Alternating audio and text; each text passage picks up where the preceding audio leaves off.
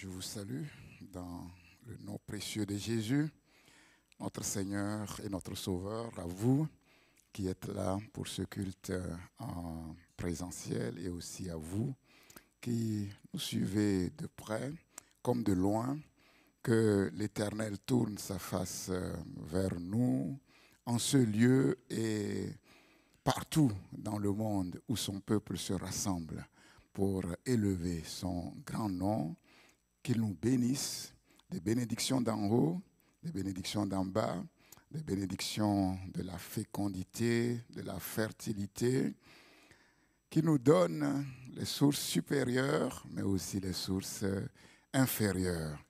C'est cela que Dieu veut pour ses enfants et le Christ a tout accompli afin que ce soit possible. Les bontés de l'Éternel ne peuvent jamais s'épuiser. Oui, ses compassions ne peuvent jamais tarir. Elles se renouvellent tous les matins, chaque jour. Et nous croyons qu'elles se renouvellent dans nos vies, en cette journée, cette belle journée ensoleillée que l'Éternel a créée pour la gloire de son nom. La bonté et la fidélité de notre Dieu sont très grandes, plus grandes que nous pouvons imaginer. La preuve, c'est le ciel ouvert, le ciel infini avec toutes les richesses de notre Seigneur. Merci Alisa pour ton ministère béni et pour ton aide très précieuse. Nous allons nous lever, nous allons continuer dans le programme et nous allons invoquer le nom de notre Seigneur, sans qui nous ne pouvons rien faire. Nous dépendons de lui, nous dépendons de son esprit. Voilà pourquoi nous aimons prier. Et la prière, c'est une bonne chose. C'est le plus grand travail qu'un être humain puisse accomplir sur la terre. Il n'y a pas d'office plus élevé que la prière parce que il n'y a rien de plus grand que la prière, parce que ce que la prière peut faire, c'est inimaginable. La prière, c'est une arme dont la portée est illimitée. Partout dans le monde, tu peux être à l'extrémité du monde, tu peux être même au fond de la mer. Oui, ta prière peut toucher le trône, ta prière peut faire bouger la main toute puissante du Seigneur. Alléluia. Et nous savons que c'est avec la prière de son peuple que Dieu accomplit son plan sur la terre. Et c'est une grâce particulière d'être associé au plan de Dieu par la prière. Et le livre de l'Apocalypse nous enseigne que les prières sont recueillies devant la face du grand Dieu dans des coupes d'or. Oui, c'est vrai, quand nous prions, Dieu peut nous exaucer instantanément, mais quand nous prions, Dieu peut recueillir nos prières pour les exaucer au temps convenable. Alléluia. Dieu fait toutes choses belles en son temps. Voilà pourquoi la Bible dit, si la prophétie tarde, si la promesse tarde, ne t'inquiète pas, ne t'agite pas, ne promène pas des regards inquiets, attends-la. Elle s'accomplira certainement, parce que Dieu n'est pas un homme pour mentir et le fils d'un homme pour se repentir. Ce que sa bouche a déclaré, sa main puissante l'accomplit. Alléluia. C'est ce Dieu que nous sommes venus élever. Élevons encore une fois son nom et invoquons sa grâce et la direction de son esprit pour cet office qu'est la proclamation de la bonne nouvelle du royaume de Dieu. Seigneur notre Dieu, merci. Merci pour ta présence en ce lieu. Merci, Seigneur, pour ton esprit qui remplit ce lieu de ta gloire. Merci pour ton esprit qui remplit les tentes que nous sommes de ta gloire. Car notre corps est le temple du Saint-Esprit, le véhicule de la présence même de Dieu, de telle manière que partout où nous allons, oui, c'est comme si nous transportons la gloire de l'Éternel, et la gloire de l'Éternel remplit ce lieu, parce que ton peuple est là, selon ta parole, là où 2 ou 3 sont assemblés à mon nom, je suis présent. Et nous sommes plus que deux en ce lieu que tu as choisi afin que ton nom soit élevé. Père éternel, daigne écouter, oui, les paroles de nos bouches, regardez les sentiments de nos cœurs et exauce-nous, Seigneur. Et oui, continue de nous bénir au travers, Seigneur, de ce culte, Seigneur, ô Dieu. Oui, que l'Esprit de Dieu, oui, soit aux commandes, oui, de cet office. Que l'Esprit de Dieu soit celui qui nous communique toutes les ressources dont nous avons besoin, qui illumine les yeux de nos cœurs, qui nous communique la lumière d'en haut, la lumière de l'inspiration, de la révélation, de l'illumination, de ta sagesse, de ton intelligence et de ton discernement, Seigneur, mais qui met aussi en nous les qualités même de Jésus, notre Seigneur et Sauveur. Oui, sa diligence, son zèle, sa ferveur, alléluia, sa passion, sa force et sa puissance.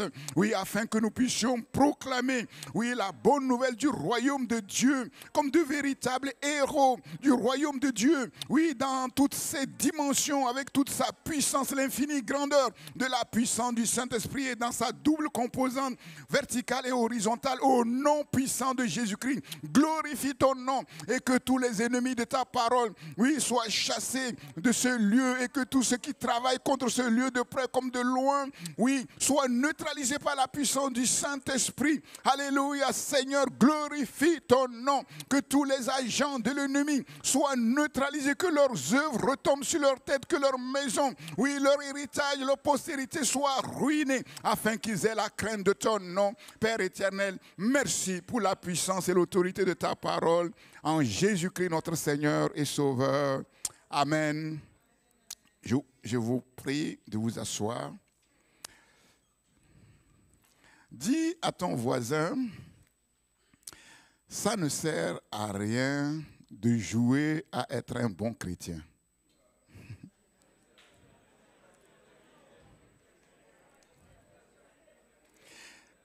Parce que tu peux être un bon chrétien.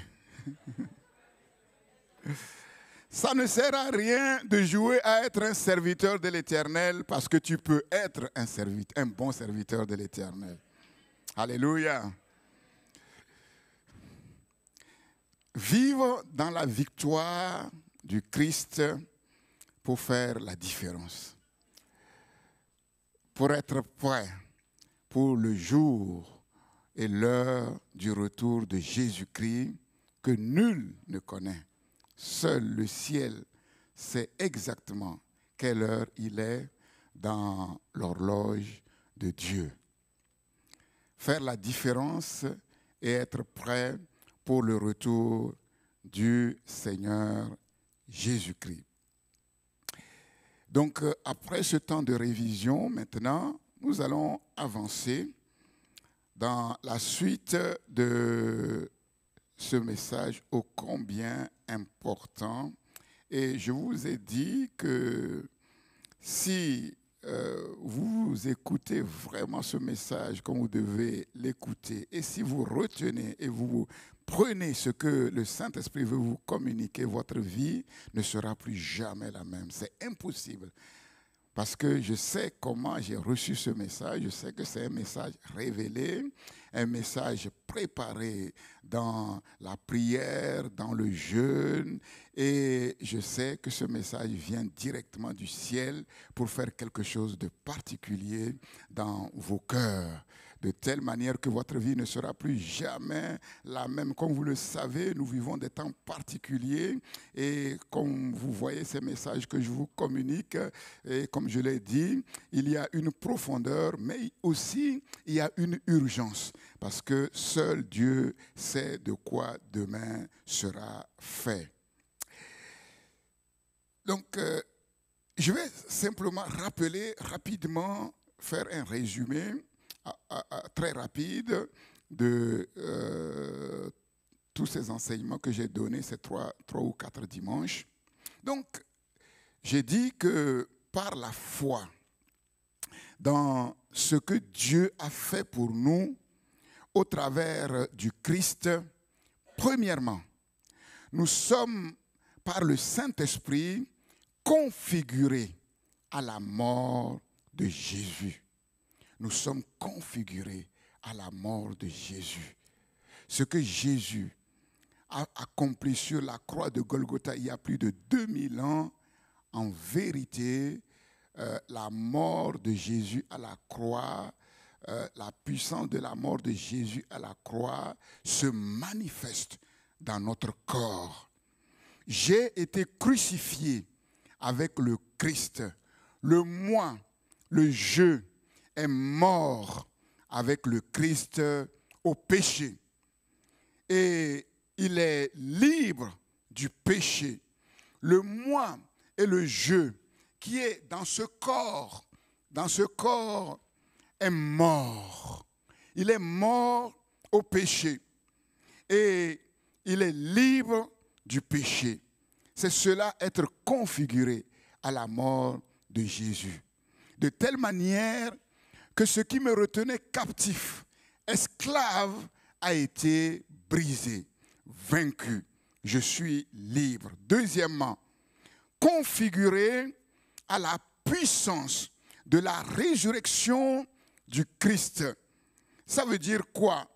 Ça veut dire que la puissance de la résurrection du Christ est manifestée dans mon corps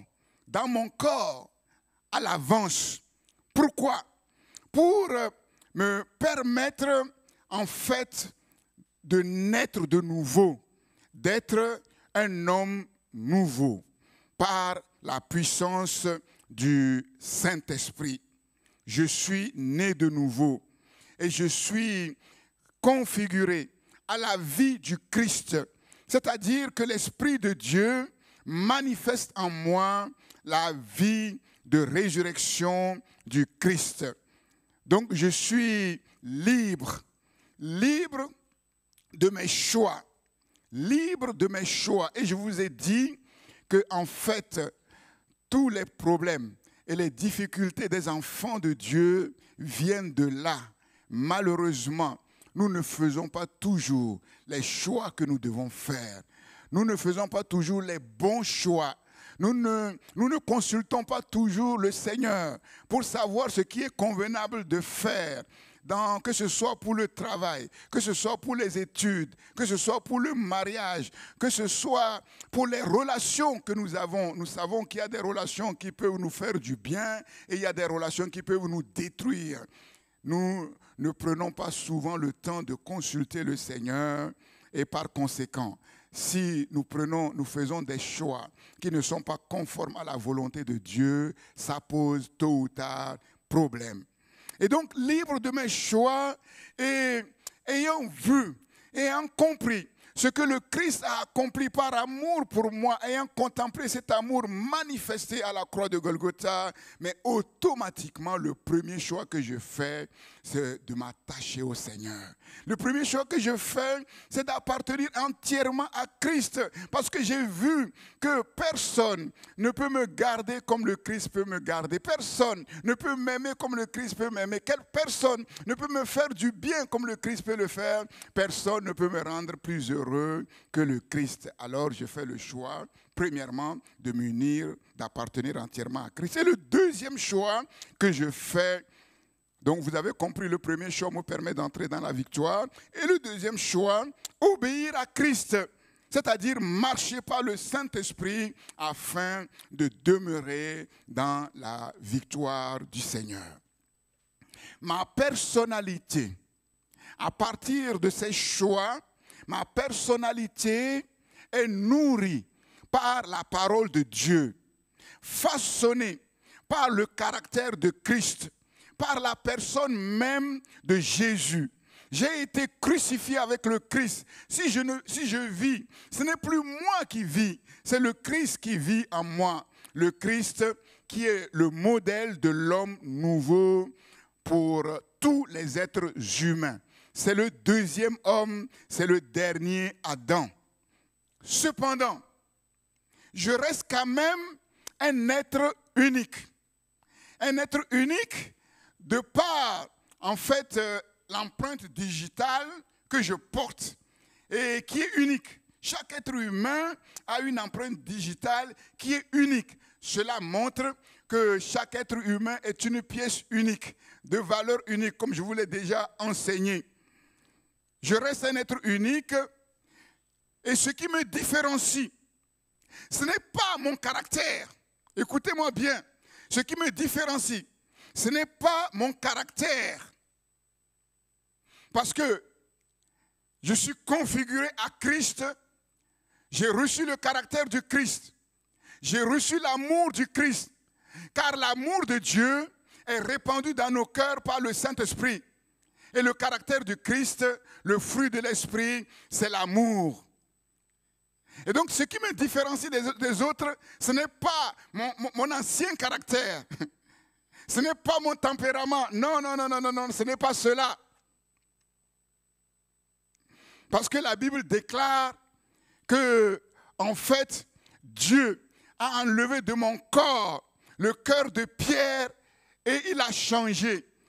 Il a changé en mettant quoi? Un cœur de chair. Et comme vous l'avez compris, malheureusement, ce qui pose problème dans les églises, c'est que, on voit que c'est le caractère personnel qui se manifeste. Dans l'église primitive, comme je vous l'ai dit, la multitude de ceux qui avaient cru n'avaient qu'un cœur et qu'une seule âme. Un cœur et qu'une seule âme, ça veut dire qu'ils sont tous configurés de la même manière à Christ. Et à partir de là maintenant, ils grandissent jusqu'à la stature parfaite de Christ. Mais ce qui fait que je suis différent des autres, ce sont les dons et les talents que Dieu m'a donnés. C'est la vocation que Dieu m'a adressée, le but que Dieu a assigné à ma vie sur cette terre et qui est différent du but que Dieu a assigné à mon frère et à mes sœurs. Et troisièmement, je serai, quand Jésus va revenir, maintenant configuré à la résurrection du Christ et à la gloire du Christ. Parce que c'est quand Jésus va revenir que mon corps, si je suis mort, va ressusciter. C'est là que je vais être ressuscité et je vais porter un corps de résurrection comme le Christ. Pardon. Et si je ne suis pas mort, ce corps en un instant va être changé. Changé en un instant.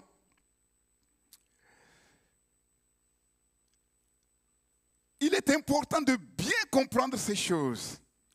Si vous ne comprenez pas ces choses, mais vous allez voir que vous allez jouer à être un bon chrétien. Et c'est la vieille femme, c'est le vieux homme, le vieil homme qui va continuer à vous diriger. C'est votre ancien caractère qui va continuer à vous diriger. Et ça posera des problèmes tôt ou tard. Vous avez beau faire tout ce qui est en votre pouvoir pour servir le Seigneur, nous allons le voir. Force est de se rendre compte que vous allez servir le Seigneur, non pas par l'esprit, mais par la chair. Et tout ce qui est charnel est zizanie. C'est ça la vérité. Maintenant, le cinquième point, le cinquième grand point par rapport aux autres enseignements, c'est la nécessité de vivre et de marcher sous la dépendance du Saint-Esprit. La nécessité de vivre et de marcher sous la dépendance du Saint-Esprit, sous l'autorité et la puissance du Saint-Esprit. C'est-à-dire vivre sous le régime nouveau de l'Esprit, selon la loi de l'Esprit de vie qui est en Jésus-Christ. Et nous allons lire pour cela Romains chapitre 8, le verset 1er jusqu'au verset 14.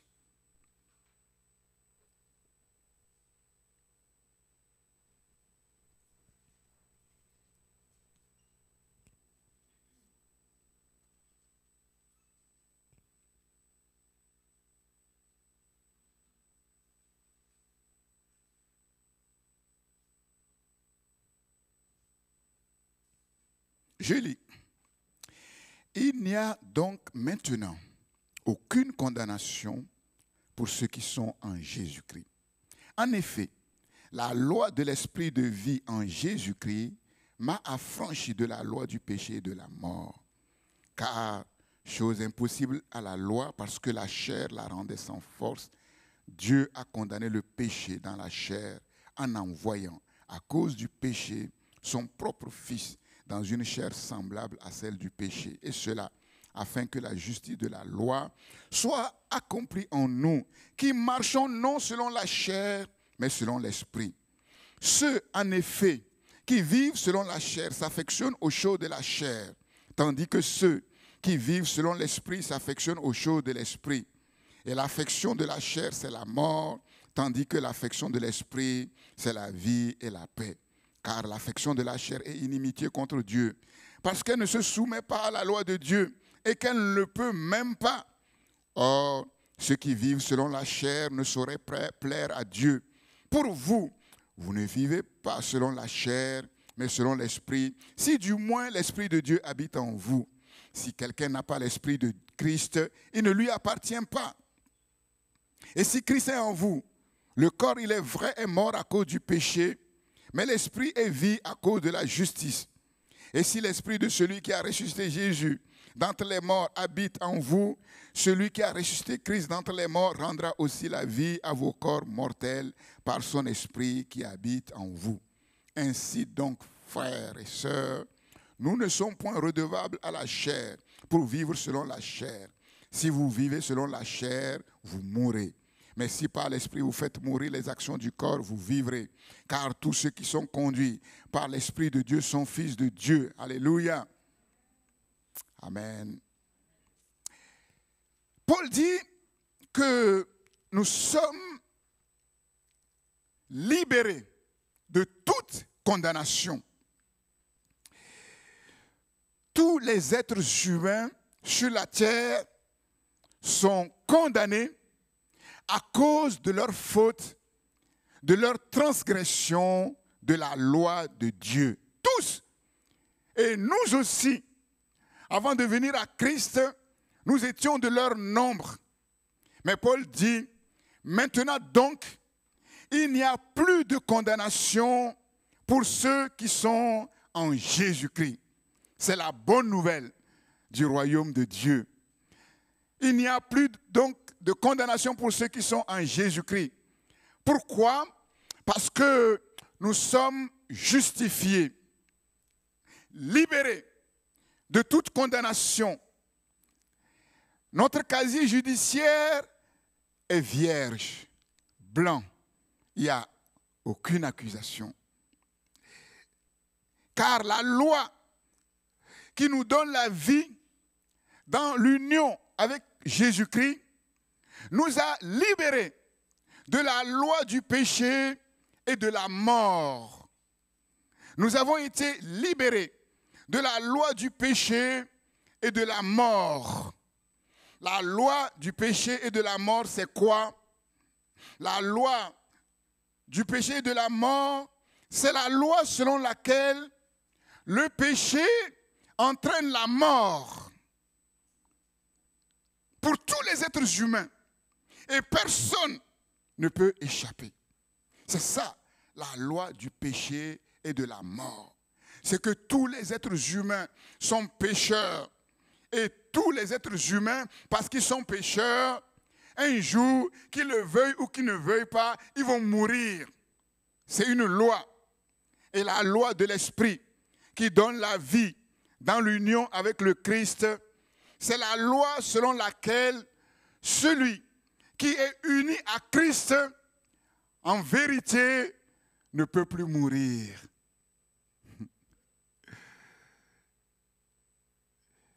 Quiconque vit et croit en moi ne mourra jamais. Et celui qui croit en moi vivra même s'il meurt.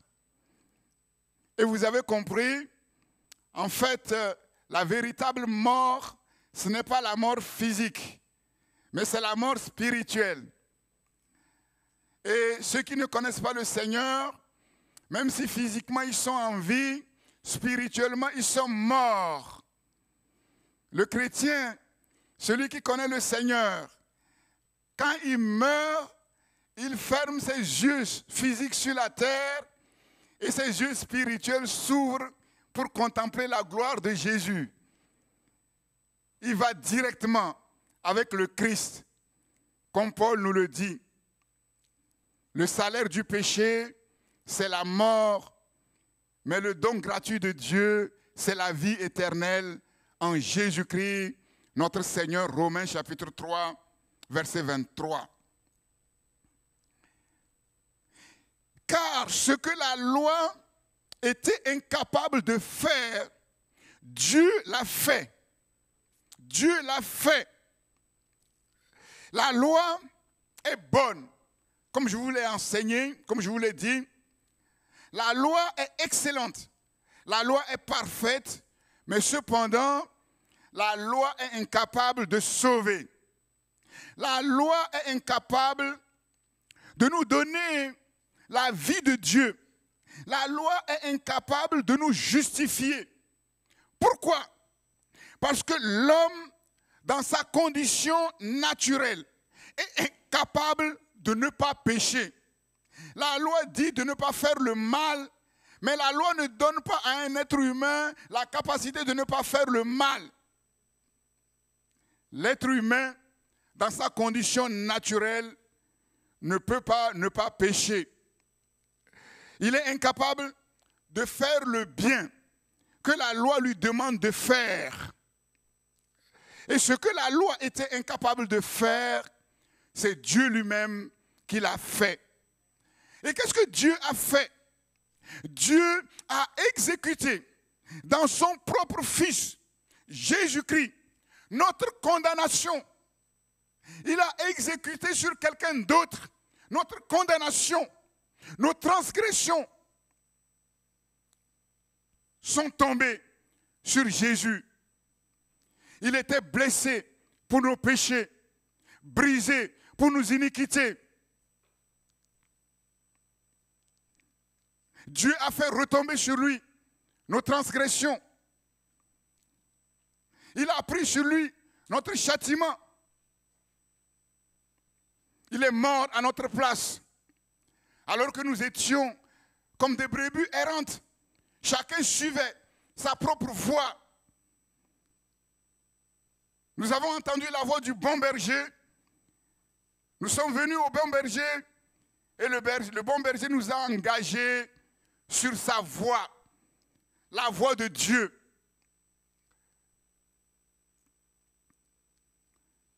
Jésus, le nouveau et le dernier représentant de la race humaine, a payé pour nos fautes à notre place, de sorte que nous n'ayons plus rien à payer. Il a tout réglé. La juste exigence de la loi, le juste prix, c'est la mort. Celui qui transgresse la loi doit mourir. Jésus, le bon berger, est mort à notre place. Un seul est mort pour tous. Tous sont donc morts. Maintenant donc, il n'y a plus de condamnation pour ceux qui sont en Jésus-Christ. Qui sont-ils? Ceux qui sont libérés de toute condamnation. Est-ce que c'est tous les êtres humains, comme vous l'avez compris? Non. Ce sont ceux qui sont en Jésus-Christ. Ceux qui sont unis à Jésus. Ceux en qui habite le Christ. Ceux qui ont reçu le Christ dans leur cœur par la foi, par le Saint-Esprit. C'est-à-dire ceux qui ne vivent plus selon la chair, c'est-à-dire ceux qui ne vivent plus comme les païens, comme les non-chrétiens, mais qui vivent selon l'Esprit, dans la dépendance de l'Esprit, sous l'autorité du Saint-Esprit.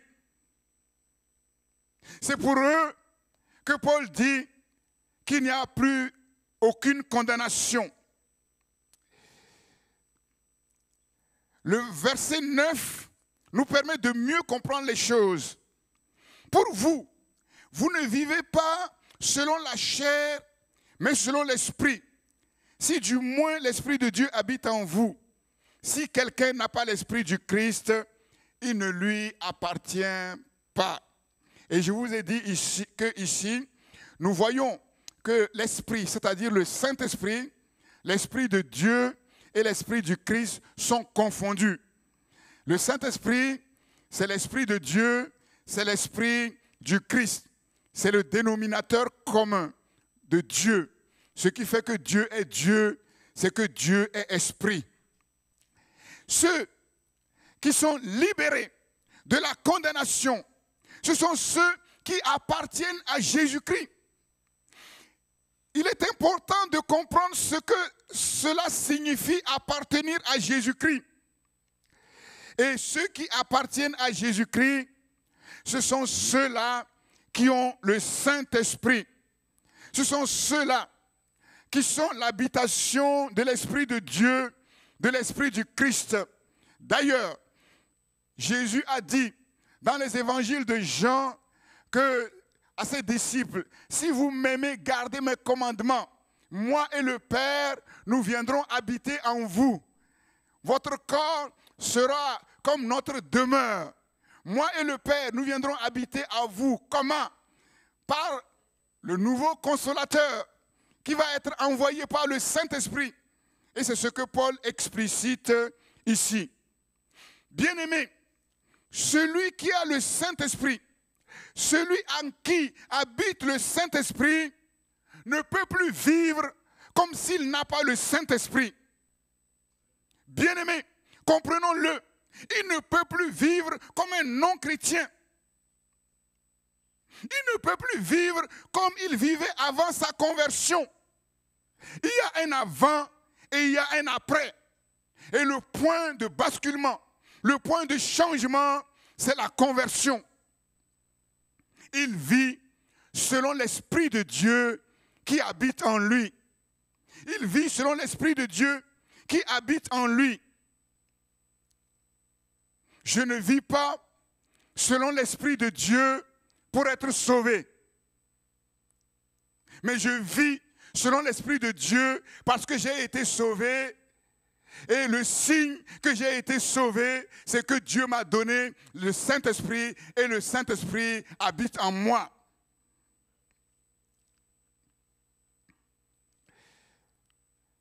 Le Saint-Esprit applique donc à ma vie ce que le Christ a accompli pour mon salut. Si je ne vis pas selon l'Esprit de Dieu, c'est parce que le Saint-Esprit n'habite pas en moi. Et si le Saint-Esprit n'habite pas en moi, c'est parce que je n'ai pas reçu Christ. Je n'ai pas reçu l'Esprit du Christ. Et si je n'ai pas reçu l'Esprit de Christ, Paul dit donc que je n'appartiens pas à Christ et donc je suis un faux chrétien. Et les faux chrétiens de nos jours, il y en a beaucoup sur la terre. Les églises sont remplies de faux chrétiens. Sur les réseaux sociaux, les réseaux sociaux sont remplis de faux chrétiens. Ces chrétiens qui se disent chrétiens, qui posent sur les réseaux sociaux exactement comme les non-chrétiens, qui parlent à la manière des non-chrétiens. Faux chrétiens. Paul dit, ce n'est pas à cela que Dieu nous a appelés. Si le Saint-Esprit n'habite pas en moi, c'est que je n'ai pas véritablement reçu le Christ. Et si je n'appartiens pas au Christ, je ne peux pas dire qu'il n'y a aucune condamnation pour moi. Par conséquent, même si je proclame ces choses, je vis quand même sous la condamnation de la loi de Dieu. Je ne suis pas sauvé. Nous sommes justifiés et sauvés seulement si nous appartenons au Christ, à Christ. Si nous sommes unis à Christ. Dans 1 Corinthiens chapitre 6, versets 19 et 20, Paul dit, « Ne savez-vous pas que votre corps est le temple du Saint-Esprit » Votre corps est le temple du Saint-Esprit. Notre corps est le temple du Saint-Esprit. Partout où nous allons, nous transportons la présence de Dieu. Quand nous sommes seuls dans notre maison, il n'y a personne avec nous, il y a quelqu'un avec nous, le Saint-Esprit, qui voit tout ce que nous faisons, seuls, dans nos maisons, dans le noir. Nous sommes le temple du Saint-Esprit, qui est en vous, qui est en vous. Paul dit aux chrétiens de Corinthe qui vivaient dans toutes sortes de zizanies, de choses, mais incompréhensibles, mais vous ne vous rendez pas compte, le Saint-Esprit habite en vous, que vous avez reçu de Dieu. Et Paul continue en disant, et que vous ne vous appartenez point à vous-même. Vous ne vous appartenez point à vous-même. Tu peux dire à ton voisin, tu ne t'appartiens plus à toi-même.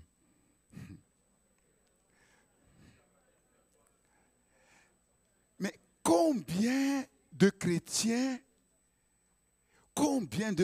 vivent vraiment comme s'ils ne s'appartenaient point à eux-mêmes? Combien?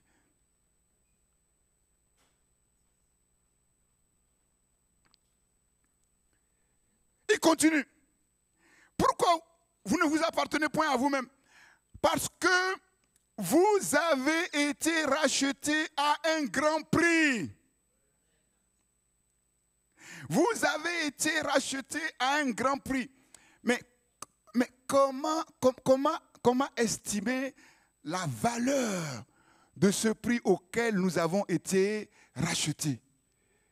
Pierre dit que ce n'est pas par l'or et l'argent que vous avez été rachetés, de la vaine manière de vivre que vous avez hérité de vos pères. Mais c'est par quoi? Par le sang précieux de Jésus le Christ. Tout l'or du monde, tout l'argent du monde, après quoi les êtres humains courent, malheureusement les chrétiens courent, c'est rien. Devant simplement une seule goutte du sang de Jésus. Tout l'or et l'argent du monde ne peuvent pas acheter une seule goutte du sang de Jésus. Et c'est par ce sang-là que nous avons été rachetés. Si nous avons été rachetés à un prix si élevé, si inestimable, qu'est-ce que ça veut dire? Ça veut dire que nous avons aux yeux de Dieu une valeur inestimable.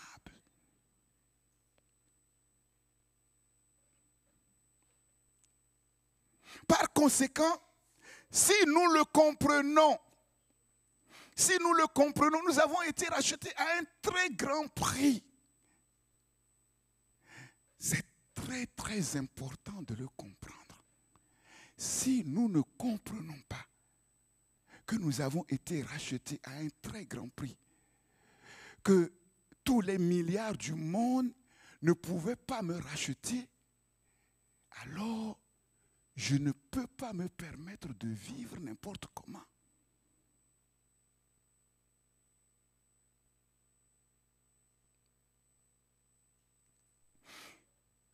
Si je ne comprends pas ce que Jésus a accompli à la croix de Golgotha, je ne peux pas comprendre ce que Paul est en train de dire ici. Impossible. Et par conséquent, je vais faire de mon corps ce que je veux. Parce que je ne comprends pas que j'ai été racheté à un très grand prix. Et que j'ai une valeur inestimable auprès de Dieu. Par conséquent, ce corps-là, je ne peux pas l'utiliser pour faire n'importe quoi. Je ne peux pas l'utiliser pour faire n'importe quoi. Je ne vais pas l'habiller n'importe comment. Je ne vais pas le nourrir n'importe comment. Je ne vais pas permettre que mes yeux regardent n'importe quoi, que mes mains touchent n'importe quoi, que mes pieds soient n'importe où. Jamais que ma langue sorte n'importe quoi. Non! La preuve que ce corps a une valeur auprès de Dieu, c'est que ce corps, c'est le palais de Dieu. Si Dieu habite quelque part, Dieu ne peut pas habiter sous une tente faite de claies. Dieu ne peut pas habiter quelque part dans une maison de ruines. Non! C'est un Dieu saint. C'est un Dieu saint. Mais combien ont conscience de cela? Combien ont conscience de cela?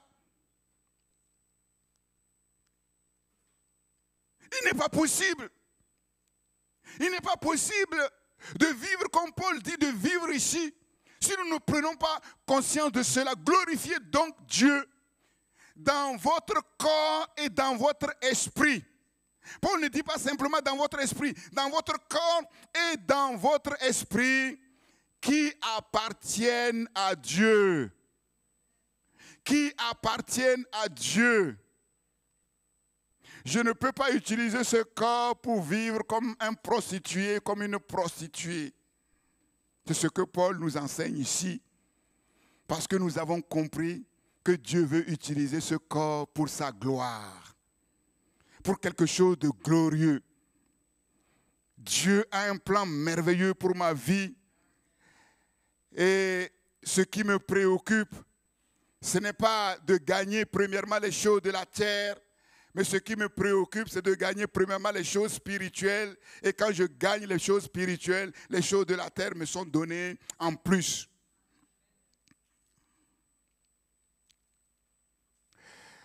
Le vrai chrétien, c'est celui qui appartient à Christ. Toutes ces choses, en fait, que je suis en train de vous dire, je suis configuré avec Christ, à sa personne. Je suis uni avec Christ. Je suis le temple du Saint-Esprit. Toutes ces choses-là ne dépendent pas de ce que nous ressentons. Pendant que je dis ces choses, il ne faut pas t'attendre que quelque chose se passe en toi, que tu ressentes que non. Ah, pendant que le pasteur dit, je suis configuré en Christ. Oui, j'ai dit Amen, parce que quand il a prononcé le mot configuration, j'ai senti l'Esprit de Dieu en moi comme l'électricité.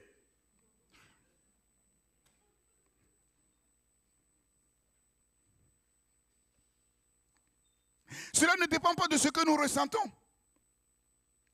Et c'est très bien ce que tu as fait, Lisa, en changeant le mot émotion par allégresse. Ça paraît comme ça, mais c'est très significatif. Oui.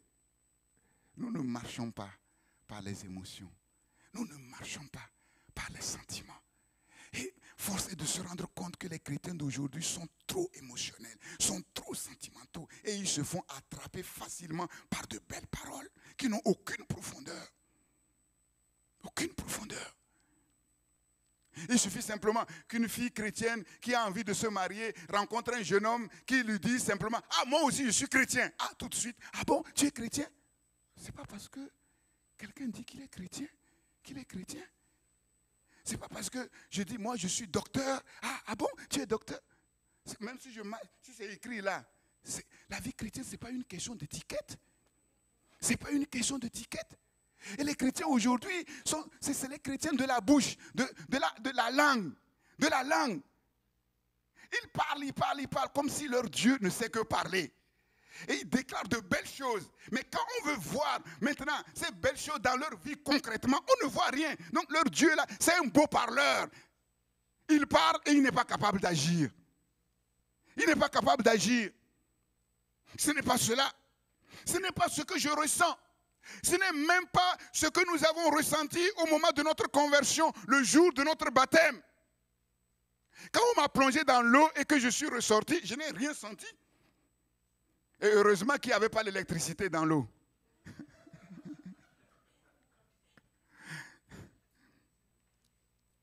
Pour être sauvé, justifié, il n'est pas forcément nécessaire de faire des expériences extraordinaires, spectaculaires. Ça, c'est ce que j'appelle le faux pentecôtisme. Ça, c'est ce que j'appelle les fausses croyances. Naaman, ce général, un homme élevé dans son pays en Syrie, le grand général qui a délivré son pays au travers d'une guerre retentissante. La Bible dit malheureusement, cet homme renommé, il est lépreux. Il est lépreux. Et il y avait une servante juive à la maison qui avait été ramenée lors d'une guerre, qui lui dit, ah, si mon Seigneur était là à Jérusalem, il y a un homme de Dieu, mais cet homme va le guérir. Naaman se lève avec son char, ses chevaux. Oui, comme un grand général. Il arrive avec une lettre du roi de Syrie. Et dans cette lettre, il est écrit que, ô roi, quand tu liras cette lettre, sache que je t'envoie mon serviteur pour que tu le guérisses. La diplomatie, le protocole diplomatique. Il arrive avec la lettre, on donne au roi. Le roi se lève, il déchire ses vêtements, il dit, ah non, non, non, là, qu'est-ce qu'il est venu pour chercher histoire. Guerre, il est venu pour chercher histoire. Est-ce que moi je suis Dieu pour faire mourir et pour faire vivre? Est-ce que moi je suis Dieu pour guérir comme je veux? Et le prophète envoie lui dire, mais laisse tomber, envoie-le-moi. Envoie-le-moi. Naaman arrive dans son char avec ses galons, avec toute sa cour. Et le roi, le prophète, ne se dérange même pas pour sortir. Il envoie lui dire, allez dire à Naaman d'aller se laver 7 fois dans le Jourdain et il va être guéri. Oh, Naaman était furieux. Mais comment? Mais il ne sait pas à qui il a affaire. Il ne sait pas que je suis venu avec la lettre du roi de Syrie. Comment il peut m'insulter comme ça? Hein? Moi, un grand général, je vais aller me plonger dans l'eau. En plus, 7 fois. Naaman a imaginé la scène. Il se voit en train de se déshabiller devant ses serviteurs. On va voir sa lèpre. Et en plus, il va se plonger. Pas une fois pour sortir, non, 7 fois. Mais est-ce que les fleuves même de la Syrie ne sont pas meilleurs que les fleuves de ce pays-là pour m'envoyer, me plonger dans une eau sale? Il a dit, ah non, c'est pas comme ça. Hein. Il dit, non, on rebrousse chemin.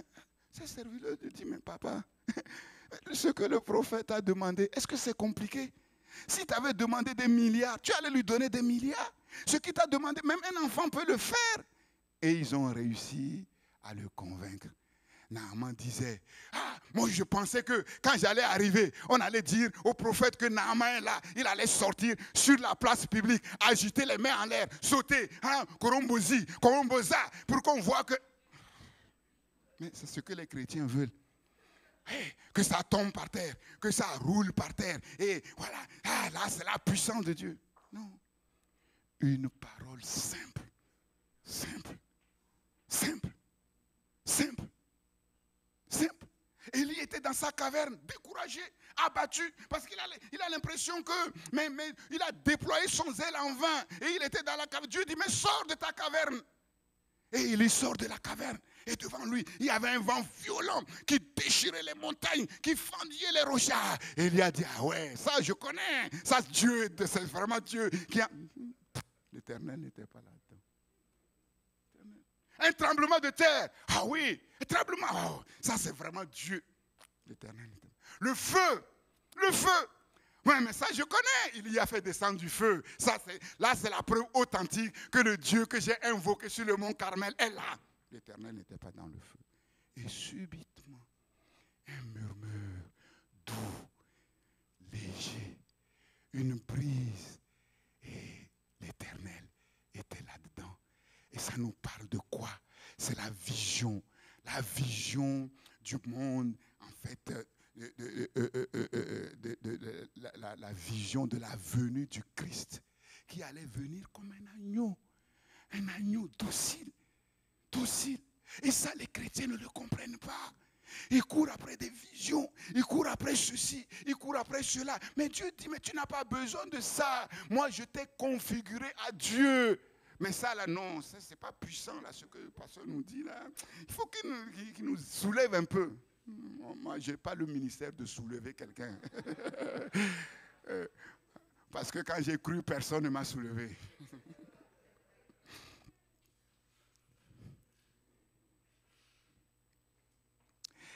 L'Esprit de Dieu agit généralement de manière discrète comme une colombe, comme l'air.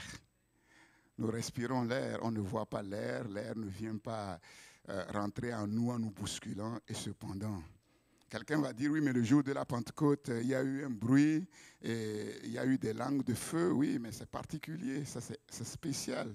Le Saint-Esprit voulait rendre témoignage. Jésus a dit, quand le Saint-Esprit viendra, il rendra témoignage, et ensuite vous rendrez témoignage. Et vous avez vu, en fait, c'est le Saint-Esprit qui a tout organisé, et il a fait cela pour que les gens entendent et que les gens viennent. Et quand les gens sont venus, Pierre a prêché simplement la parole. Regardez l'évangile qu'il a prêché, mais une parole simple. et regardez ce que le Saint-Esprit a pu accomplir. Si tu appartiens à Jésus-Christ, si tu as accepté le Christ véritablement comme ton Sauveur et ton Seigneur, en plaçant ta foi en lui, dans ce qu'il a fait pour toi, et comme Romain le dit, si tu confesses de ta bouche le Seigneur Jésus-Christ, si tu crois dans ton cœur que Dieu l'a ressuscité des morts, alors tu seras sauvé. Le Saint-Esprit viendra habiter en toi. Pour quel but? Pour te configurer parfaitement à Christ. Alléluia. C'est-à-dire pour mettre les paramètres divins en toi. C'est-à-dire pour ôter ton cœur de pierre et mettre à la place un cœur de chair capable d'obéir à Dieu et de faire la volonté de Dieu. Et à partir de ce moment-là, tu ne peux plus vivre comme avant. Tu ne peux plus vivre comme des gens qui n'ont pas le Saint-Esprit. Le Saint-Esprit qui habite en toi a changé dès ta conversion, ta vie, ta manière de vivre, ton comportement, tes attitudes. Par conséquent, tu ne fais pas n'importe quoi sur les réseaux sociaux. Tu ne regardes pas n'importe quoi à la télé. Tu ne suis pas aveuglement les modes. Et tu sais choisir tes amis, tu sais choisir tes relations. Tu ne cherches pas à te marier n'importe comment parce qu'il faut se marier pour être heureux. Tu fais attention à ce que tu écoutes comme musique. Tu ne penses pas n'importe quoi, n'importe comment. Tu ne parles pas non plus n'importe comment. Alléluia. Parce que le Saint-Esprit est en toi. Parce que le Saint-Esprit t'a configuré à une autre vie. Et quand nous lisons les versets 5 à 8, nous voyons que ces versets expliquent bien les choses et nous expliquent en quelque sorte la mentalité de ceux qui sont véritablement en Jésus. Et je vais vous le lire, écoutez, ce n'est pas la peine de chercher, dans Paroles vivantes. Verset 5. Romains 8, versets 5 à 8. Aussi longtemps que l'homme veut disposer seul de sa vie, il ne parvient pas à se détacher de lui-même. Tous ses désirs, ses intérêts et ses plans tournent autour de sa personne. C'est ce que j'appelle la vie katasarka. Une vie centrée sur soi-même et non sur Dieu. Livré à lui-même, il tend vers ce qui est conforme à la nature de l'homme non régénéré. Mais ceux qui suivent les suggestions de l'esprit se préoccupent de ce que Dieu désire et concentrent leur recherche sur les richesses spirituelles. Ils cherchent avant tout et premièrement le royaume de Dieu. C'est ce que l'Esprit de Dieu fait, c'est-à-dire l'Esprit de Dieu les a libérés de cette vie centrée sur eux-mêmes pour les mettre dans cette nouvelle vie centrée sur Dieu. Je suis où? Or, suivre la pente de l'homme livré à lui-même, se laisser mener par ses instincts, c'est aller à la mort, mais rechercher la pensée de l'esprit, obéir à ses directives, voilà ce qui conduit à la vie et à la paix. La vieille nature de l'homme livré à lui-même est opposée à Dieu. L'homme qui la suit ne se soucie guère d'accomplir la volonté de Dieu exprimée dans sa loi. Il ne veut ni ne peut s'y soumettre. C'est pourquoi, aussi longtemps que l'homme vit pour lui-même, pour la satisfaction des désirs de son être naturel, il ne peut être approuvé de Dieu. Ceux qui suivent leur tendance instinctive ne sauraient plaire à Dieu. Donc Paul dit que la mentalité et la manière de vivre que Dieu veut pour nous et que l'Esprit de Dieu produit en nous sont radicalement différents, opposés à la mentalité et à la manière de vivre des non-chrétiens, c'est-à-dire des païens. Voilà pourquoi la Bible interdit aux chrétiens de se marier aux non-chrétiens, parce que la mentalité et la manière de vivre, c'est diamétralement opposé. C'est le jour et la nuit. Même s'il paraît gentil, même s'il elle paraît gentille, très vite, tu vas te rendre compte que c'est autre chose. Et donc, en fait, nous sommes donc en présence de deux conditions de vie opposées. Deux conditions de vie opposées. D'un côté, la loi du péché et de la mort, et de l'autre côté, la loi de l'esprit de vie en Jésus-Christ. C'est deux conditions de vie qui sont diamétralement opposées. La condition de vie selon la chair et la condition de vie selon l'esprit. Voilà les deux régimes. Voilà les deux systèmes qui régissent le monde. Et c'est là où vous allez bien comprendre ces deux versets qui ont l'apparence d'être simples, mais ô combien profonds et complexes. Ces deux petits versets, Jésus a dit, sans moi, vous ne pouvez rien faire. Dans Zacharie 4, 6, il est écrit, ni par force, ni par puissance, mais par mon esprit. Je vais vous l'expliquer aujourd'hui. Ça veut dire quoi? Ça veut dire quoi? C'est ça. Quand Jésus dit, sans moi, vous ne pouvez rien faire, vous allez dire, ah non, mais avant de connaître le Seigneur, je faisais des choses. Je suis allé à l'école sans connaître le Seigneur. J'ai eu mes diplômes. Mais sans connaître le Seigneur, les gens ont du travail. Mais non, tu n'as rien compris. Tu n'as rien compris. Quand on le couple avec ni par force, ni par puissance, qu'est-ce qu'on comprend? Qu'est-ce qu'on comprend? On comprend que il y a des choses que toute la force qu'il y a sur la terre, et on voit que sur la terre, il y a des hommes forts. Naaman était un homme fort. Toute la puissance qu'il y a sur la terre, cette force et cette puissance, il y a des choses qu'elles ne pourront jamais faire. Jamais. Comment le comprendre? Comment le comprendre? La vie selon la chair et la vie selon l'esprit. Il faut comprendre que derrière la vie selon la chair, il y a quelqu'un. Et ce quelqu'un, c'est qui? C'est l'homme naturel. Et derrière l'homme naturel, il y a qui? Le diable. Le diable a une force. Le diable a une puissance. Derrière le chrétien, derrière celui qui est en Christ, il y a quelqu'un. C'est qui? C'est l'homme spirituel. Et derrière l'homme spirituel, il y a qui? C'est le Christ. Le Christ aussi, il a une force, il a une puissance. Seulement, ce qui est terrible, c'est que le diable, c'est le singe de Dieu. Le diable, c'est le singe de Dieu. Dieu a une force. Dieu a une puissance. Le diable aussi a une certaine force. Et il a une certaine puissance que Dieu lui a donnée, qu'il utilise contre Dieu. Mais qu'est-ce qu'il fait? Avec la petite force qu'il a, avec la petite puissance qu'il a, il en met plein la vue. Plein la vue aux êtres humains et leur fait croire que c'est lui qui est Dieu. Et qu'est-ce qu'il fait? Il singe toutes les œuvres de Dieu. Dieu guérit, le diable aussi guérit. Les sorciers aussi guérissent.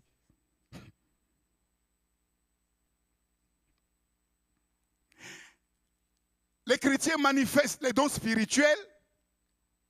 Les sorciers aussi manifestent les dons spirituels. Spirituel, quand on dit spirituel, ce n'est pas le Saint-Esprit. Hein? Ça veut dire esprit.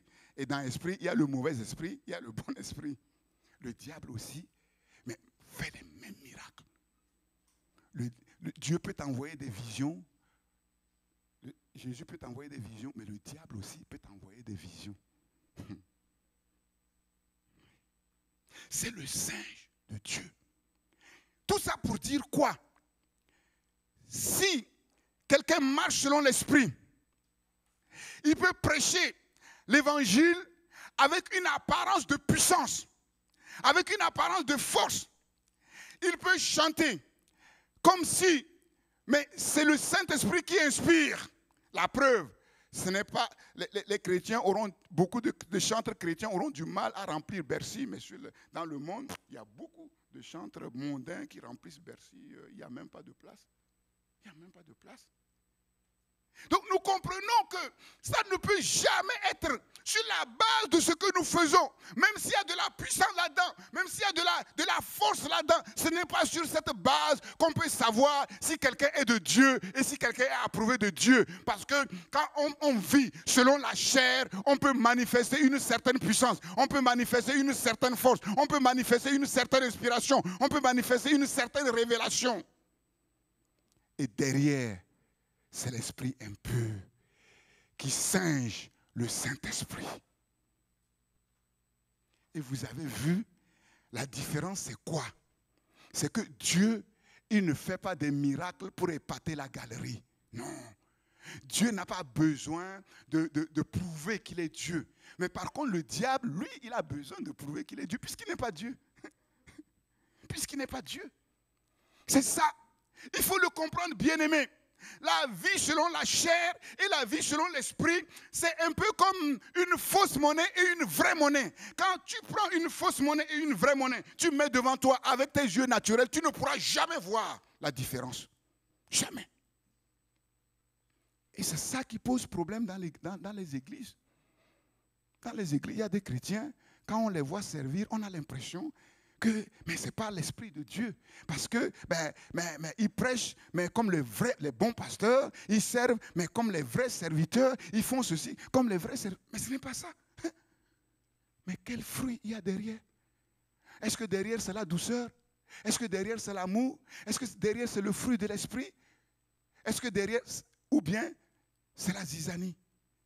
Parce que le singe de Dieu, Dieu a donné une puissance et une force au diable, mais il a mis aussi une limite. Une limite. Et comme je vous l'ai dit la dernière fois, on peut imiter ces choses, mais tôt ou tard, on va voir qu'il y a quelque chose qui ne cloche pas. C'est ça. Deux régimes, deux systèmes de vie. Donc quand Jésus dit, sans moi, vous ne pouvez rien faire, ça veut dire que être configuré à Christ, tu as beau être l'homme le plus puissant de la terre, tu as beau être l'homme le plus fort de la terre, tu as beau être l'homme le plus riche de la terre, sans Jésus, tu ne seras jamais configuré à lui. Impossible. Impossible. Sans Jésus, c'est-à-dire sans le Saint-Esprit qui opère en toi, il est impossible de plaire à Dieu. Impossible.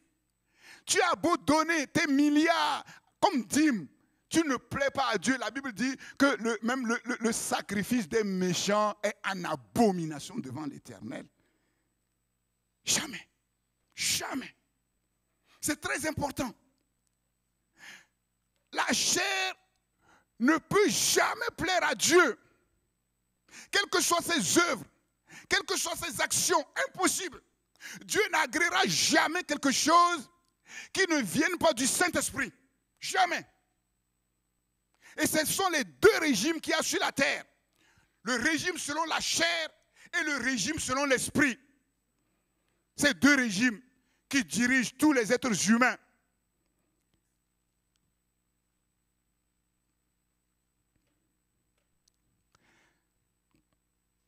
Pour vous, vous ne vivez plus selon la chair, mais selon l'esprit. Vivre selon la chair, c'est vivre dans la désobéissance, dans la rébellion. Impossible d'être uni à Christ.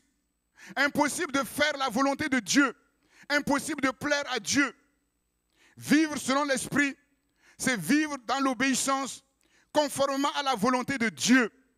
Parce qu'on est unis au Christ et que l'Esprit de Dieu nous rend capables d'obéir et d'accomplir la volonté de Dieu.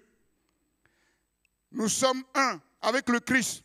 La chair a été crucifiée avec ses passions. Cependant, il y a quand même une lutte. Et cette lutte, c'est contre la condition de vie selon la chair à laquelle nous sommes exposés dans le monde, comme je vous l'ai expliqué. Ce qu'il faut comprendre ici, c'est que l'opposition entre la chair et l'esprit n'est pas une opposition de deux natures que nous aurions en nous et qui cohabitent dans notre être, mais une opposition entre deux conditions de vie. Il faut le comprendre. Parce qu'il y en a qui croient que, en fait, ils sont nés de nouveau, mais ils ont encore la nature d'avant. Non, non, non, non, non, c'est faux. L'opposition, la vie selon la chair et la vie selon l'esprit, en fait, cette opposition, ce n'est pas que nous ayons en nous deux natures, non. C'est deux conditions de vie auxquelles nous sommes exposés. Et comme je vous l'ai expliqué, si nous choisissons, en fait, de marcher selon la chair, même si nous sommes sauvés, nous allons manifester les œuvres de la chair, même si nous sommes nés de nouveau. Est-ce que vous le comprenez? Deux conditions de vie. Deux conditions de vie. Et c'est ce que nous voyons dans la vie de Jésus. Jésus, il était saint. Et pourtant, il a connu des luttes. Et pourtant, il a été tenté. Ça veut dire quoi? On peut vivre dans la chair, mais ne pas vivre selon la chair. Mais on peut vivre dans la chair et vivre selon la chair. Tout comme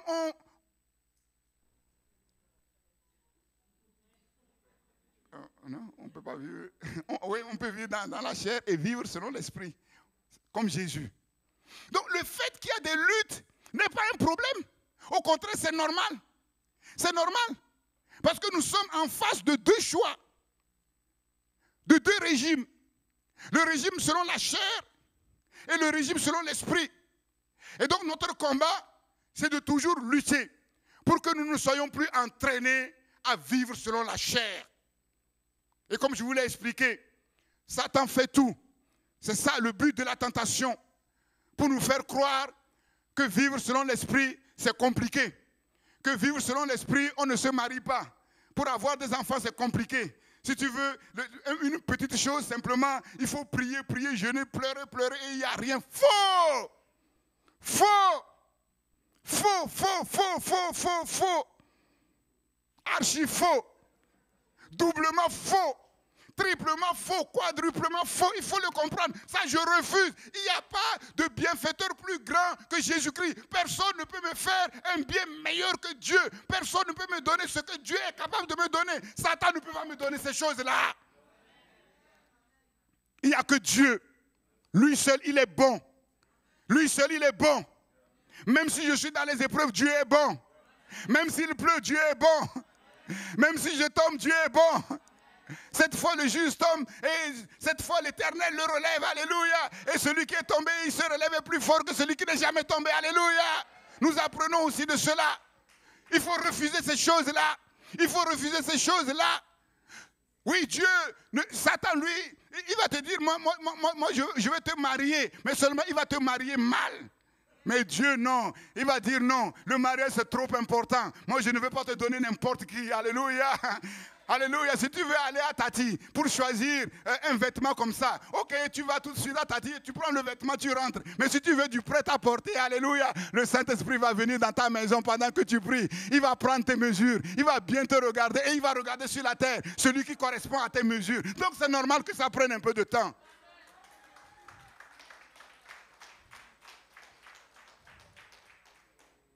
C'est ça. Il singe. Il singe. Même dans la parole, je reviendrai là-dessus.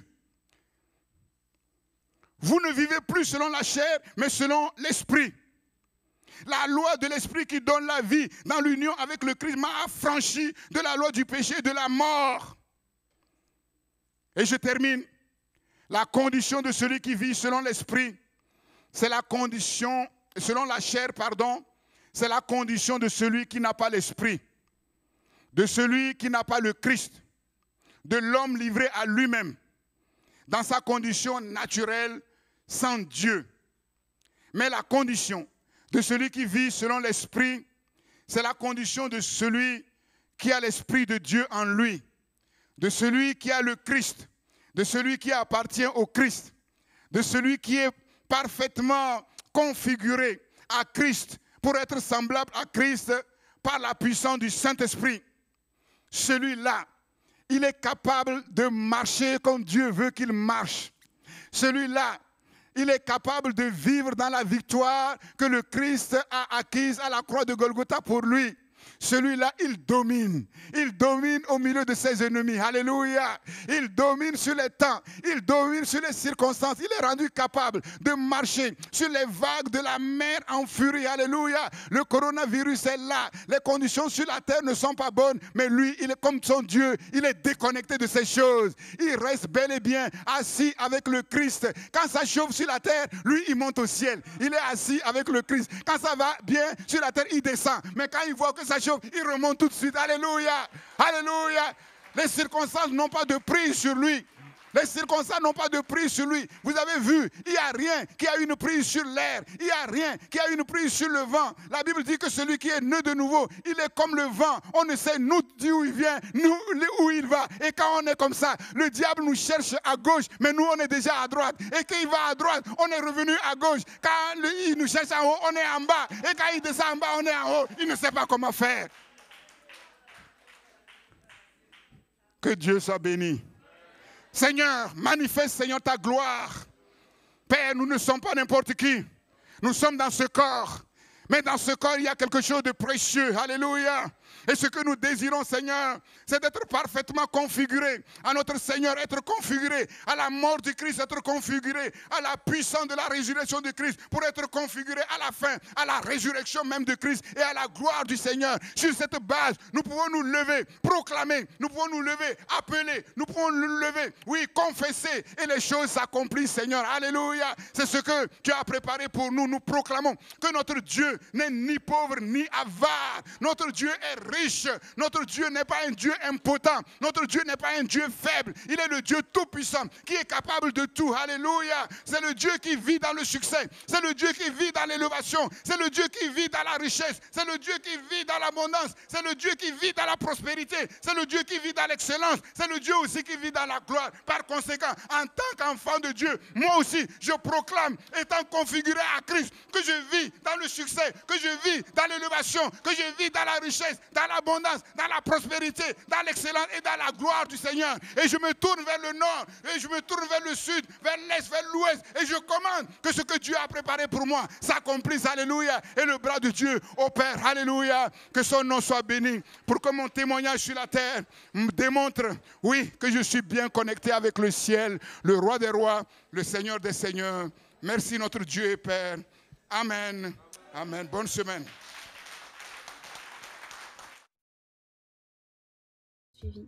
Vous pouvez nous suivre sur christpourlesnations.com.